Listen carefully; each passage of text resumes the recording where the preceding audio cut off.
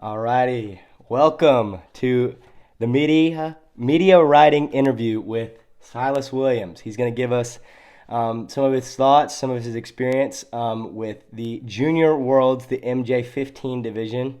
He won it this 2023 this year. So we're going to ask him a couple questions about that, a couple questions about how his disc golf journey has been, and then some of his plans for the future. But we're just gonna start with some basics, Silas. It was super fun playing with you yesterday. I hate that we couldn't get the in-person interview in, but hey, we're working it out. We're working with what we've got. Again, totally sorry for how that all turned out. It was kind of a cluster mess, but hey, we're gonna start off with some basics. So I know you said it yesterday, but we're just gonna repeat a couple things, and then we'll do some new things toward the end. But where are you from? How did you get into disc golf?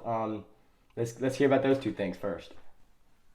So I'm from Gulfport, Mississippi. My PDGA number is 131330, and I started getting into disc golf when I was like about 4 years old. My dad started getting me into it when I was, like I said, 4 years old, and I really just loved it from there. And then about the age of 7 is where I started playing competitively, and it just went uphill from there. Okay. So you told me yesterday it was 10 though. So you started. I know you started taking it seriously at 7, but were you playing tournaments then yet? Well, I think, yeah, I started playing tournaments at 10. I Yeah. started getting competitively about Yeah. it when I was about Okay. 7 years old. Yeah, that checks out. So you're good. So that's how you started playing. Who was like the biggest, who was your biggest influence into getting you out on the course the most? So my biggest influence probably my dad, of course, and I just watch YouTube videos. Just helps me get Yeah. motivation to get out on the course. And like I said, just looking at videos of people's form and just copying off that, and Yeah. that's how I go on to win the world championships. And Yeah. yeah, I think I'm doing a pretty good job right now. There you go. There you go. Okay, so I mean, you said you were 7, but was there like a pivotal moment when you realized, okay, I need to take this seriously. This is gonna be a lot of fun. Not really. When I found out there was tournaments in that area, I was like, okay, well, I'll try this out, and it just so happened to become a thing every year where I was just like, Yeah. you know what, I'm just gonna start playing tournaments all the time. I Yeah. just want to do this as my job. Yeah, because most people have like baseball or basketball or soccer or something when they're that young. So that was just disc golf for you. Yeah, for sure, for sure. That's awesome. That's super cool. And that's very unique too, because there's not too many people that just they started that young and that's their thing. So that's very neat, man. So you told me this yesterday, but again, how long have you been waiting to play Junior Worlds? So I've been waiting to play since the pandemic started around 2020 to 2021, kind of in that time range. But 2021 didn't really have that much money, so we just decided to wait a little bit. But we were going to go in 2022, got waitlisted, had to Yeah. drop out, and then in 2023 we signed up. They did tier registration this year, which is really good. They go off of ratings, and I won this year, and Yeah. I think it definitely paid off to get in this year. Yeah, well, yeah, obviously, for sure. But so, yeah, obviously the rating system is going to help you get in. And then for those listening who do not know what that means, so basically in disc golf you have a certain rating that you hit, and based on how you play, it affects how your rating goes up or down. And Silas has a 993 rating right now. Yeah, for somebody his age, there's really nobody in the world that high. Right? I mean, there are a few people, but they've been playing, and they Yeah. have a bunch of pros in that area. We don't really have. I mean, we have Matty O, but that's Yeah. probably about it. So I just, like I said, I learned from my dad. Just watch YouTube videos, and it's Yeah. just I critique my form that way. Yeah, for sure. But do you? I mean, I'm not trying to hype you up too much or anything, but for real, how many people in the world do you think your age are over 990 rated? Maybe 3. Yeah, okay. Okay, I mean that makes sense. Not many. Yeah, because when you told me that you were one of the highest people entering MJ15, because I was the highest. yeah, I was the yeah, highest. the very highest. So I was like, okay, how? I mean, everybody this age is trying to get in this division for the most part. obviously there's going to be some 15-year-olds that go ahead and play MJ 18. Sure, I guess they could, but like if they want to do it where you get every single tier, like I would, because that's what I was going to ask you next. Is your goal to like win MJ15, win MJ18, win Junior Worlds MA1, and then go obviously one day shoot for MPO Worlds? So my goal was to win the MJ15 division. If I won that, I'm gonna go to the NADGT National Championships next year. Which if I win that, I win thousands of dollars, and I get an entry fee to every single Elite Series event that year. That's Which, hype. if y'all don't know what Elite Series is, it's pretty much like a tier where you like are supposed to be on tour. Yeah. Yeah. No, Elite Series is legit. You're gonna be playing with Matteo. You're gonna be playing with Paul, Eagle, Simon, Ricky everybody. Wysocki, Gannon Burr, all those Yeah, guys. everybody on the top tier of the world list. So that's definitely an achievement. For sure. Um, Mm-hmm. so yeah, and obviously not to take anything away from it at all, but MJ15 is just a couple steps down from that. It's still such an awesome achievement, but not like the highest you can For get sure. right now. Yeah, it's definitely not the highest tier, for sure. Yeah. So yeah, but that was obviously a crazy experience. You getting to go all the way up to Illinois, and as you were telling me yesterday, just to kind of save a little bit of time, you don't go play courses all over the country. You really just try to I just usually stay down here, and like we usually only go to one big tournament a year that's like really, really out the way. We just usually stay down here and play a lot of local A tiers and B tiers and C tiers. Yeah. And as you were telling me, I actually got to watch some of the coverage yesterday, so that's kind of a cool gauge I get to have now. The Big Rip Classic is probably the second biggest tournament you played this year, right? Probably City of Mobile was pretty big, but I definitely think that the Big Rip was the Yeah. second biggest tournament I played this year for sure. Okay. And yeah, obviously you might have a little more people following you at City of Mobile because there's a lot more locals who are invested in the game. But Big Rip is kind of a bigger deal in a sense. I mean, there's probably a bigger payout, and there's going to obviously City of Mobile had some bigger pros show up, but that was kind of a fluke. Yeah, there wasn't really that much added cash, but there was definitely, because I didn't play that well at City of Mobile, but Yeah. I played it well enough at Big Rip to where I had some people following me. Not really Right. that many, not like World's Gallery, but Yeah. there was definitely some people following for Right. sure. Yeah, and that's one thing I noticed on the coverage. It was like, yeah, it was the first two rounds is when you were on coverage because you were feature card, and then you got to stay on it for the second round. So that's an achievement in and of itself. But there was at least 50 people following you guys. So for a first round, yeah, of course. I mean, you got Matteo on there, and he's one of the top pros in the world. So not to take away from Sylus, but they're not necessarily there to watch him. But it's still pretty awesome. They're still cheering for me, so I'll take Oh it. yeah, absolutely. They're definitely rooting for you, and you could tell. I mean, when you made that 100, he made like 100-foot putt uphill on this crazy basket. Like it was sweet. It was really cool. Anyway, we're gonna.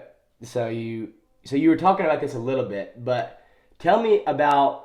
You told me this yesterday, but tell me a little bit about the nerves you were feeling going into that final round at Junior Worlds. Definitely going into the final nine, I had the most nerves I've ever felt playing a tournament.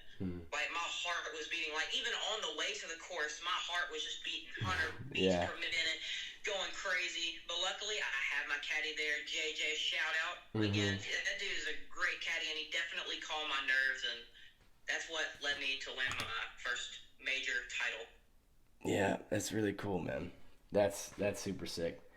Yeah, JJ's a good golfer too, so I bet he had some decent insights. Because I was thinking about this yesterday, because he can't throw quite as far as you, and he's just younger and not quite there yet.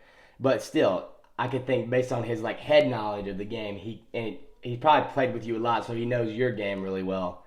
How do you think that dynamic will work in the future with you guys? How do you think the dynamic with you and JJ will work in the future? That's a good question. I think so. He's playing NADGT next year, just like I am. Okay. So hopefully, if he finishes early, he can come caddy for me in my rounds, and I think that would be really, really cool. So yeah, I would enjoy that a lot. Yeah, is NADGT? You think it's going to be tee times? Tee times? Oh, most definitely. Okay, yeah. So if it's tee times, he'll more than likely be able to caddy for you every day. Because, like, no offense to JJ, but he's not gonna be in the running like you are. Right, Ideally, right. I mean, you could play bad, he could play Unless he can good. play really good here in the next like Yeah, year, yeah, then maybe he might have a chance. But right. And I'm on top obviously, of the world right now, and I'm feeling really good. yeah, I can tell. Um, so again, we kind of dipped our toes in this one yesterday, but what's your next goal? What's my next goal? NADGT. Yeah. You know, I actually have. We're actually both going into it an A tier shootout at the creek, man. Yes, sir. We got the Hopefully, shootout. I can get my first A tier win in the MPO division. It would mean Mm-hmm. the world to me. Mm-hmm. But definitely going for bigger achievements than that. Yeah. Trying to win the NADGT, trying to go out on tour. So just a lot of that tries to fall into practicing and making sure I get the feel for the putter and the feel for the driver. There you go.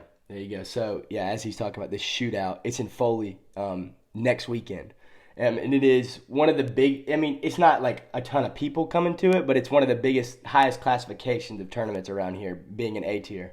So Silas and I are both going for titles. I'm going for my first A tier MA1, and he's going for his first A tier. Well, he's already won the major, so it kind of like weird. It's kind of weird, but he's going for his first A tier MPO win. So it's a junior major. We'll put it that way. yeah, junior major. So pretty good. Junior major. Yeah, pretty stinking good though. And okay, so obviously this is like if you were dreaming, you'd go on tour. But Oh, real, sure. yeah, That's yeah, that's my one goal is to go on tour here in the Okay. next 2 or 3 years. really, Try to get a RV, man. You know, try to go on the road. I love the road life.